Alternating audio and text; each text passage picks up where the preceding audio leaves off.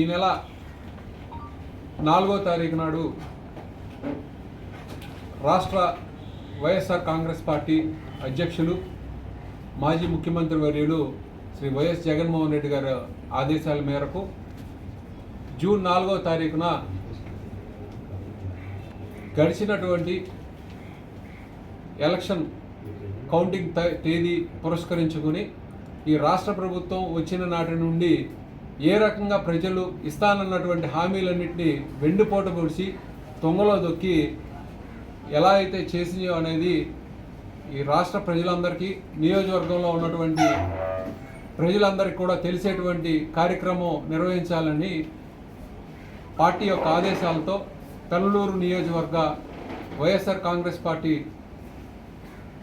కంకిపాడు మండలం ఎంఆర్ఓ కార్యాలయం వద్ద ఈ వెన్నుపోటు దినం అంటే ఈ జూన్ 4వ తారీఖు నాడు ఏ రోజైతే ఎలక్షన్లు ప్రకటించబడినాయో ఫలితాలు ప్రకటించిన నాటి నుంచి కూడా ఈనాటి వరకు కూడా ఈ రాష్ట్ర ప్రభుత్వం ప్రజలందరినీ ఎలా అయితే వెన్నుపోటు పొడుస్తున్నారనేది తేటతెల్లం చేయడానికి ఈ కార్యక్రమం నిర్వహించడం జరిగింది.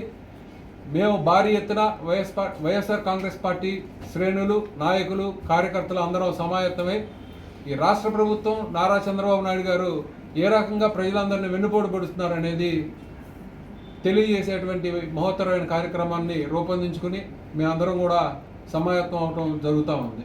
ఈ రాష్ట్ర ప్రభుత్వం ఒక వర్గాన్ని ఒక ప్రాంతాన్ని కాకుండా ఉద్యోగస్తుల దగ్గర మొదలుగొట్టుని కళ్ళుబొళ్ళు మాటలు ఎన్నో అమలు చేయలేనటువంటి హామీలు సూపర్ 6 అన్నాడు, సూపర్ 7 అన్నారు, 134 హామీలు మించి అన్ని హామీలు ఇస్తానని చెప్పినటువంటి ఈ రాష్ట్ర ప్రభుత్వం ఈ వెన్నుపోటుదారుడుగా పేరు పొందినటువంటి ఈ చంద్రబాబు నాయుడు ఎందుకనంటే ఈ మాట ఆయనకి తప్పితే ఎవరికీ వర్తించదు. వెన్నుపోటు అనే ఒక పదం ఎవరికైనా కరెక్ట్గా సెట్ అవుతుంది అంటే అది కేవలం నారా చంద్రబాబు నాయుడు గారికి అనేది మీ అందరికీ ఈ వేదిక ద్వారా మేము తెలియజేసుకుంటా ఉన్నాం.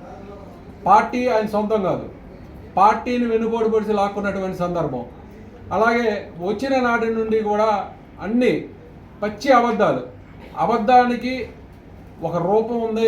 ఒక రూపంలో ఎవరైనా ఉన్నారు అంటే అది ఓన్లీ చంద్రబాబు నాయుడు గారు. అమలు చేయలేనటువంటి అమలు కానటువంటివి ఆయనకి తెలుసు, అమలు చేయలేము అమలు కాలేమని. కేవలం అధికారంలోకి రావడానికే ఆయన పరమావధిగా తీసుకుని ఆయన ప్రజల్ని ఏ రకంగా అన్ని వర్గాల ప్రజల్ని మోసం చేసినటువంటి పరిస్థితిని గమనించాలని మీ ద్వారా తెలియజేసుకుంటా ఉన్నాం. వాలంటీర్లకి 5,000 కాదు, 5,000 ఇస్తే ఏం సరిపోతుంది, 10,000 ఇస్తామని చెప్పారు, వాళ్ళని మోసం చేశారు. ఈ రేషన్ డిపో ఎవరైతే డిపో వెహికల్స్ ఎవరెవరైతే నడుపుతున్నామో మేము ఈ వెహికల్స్ అన్నింటినీ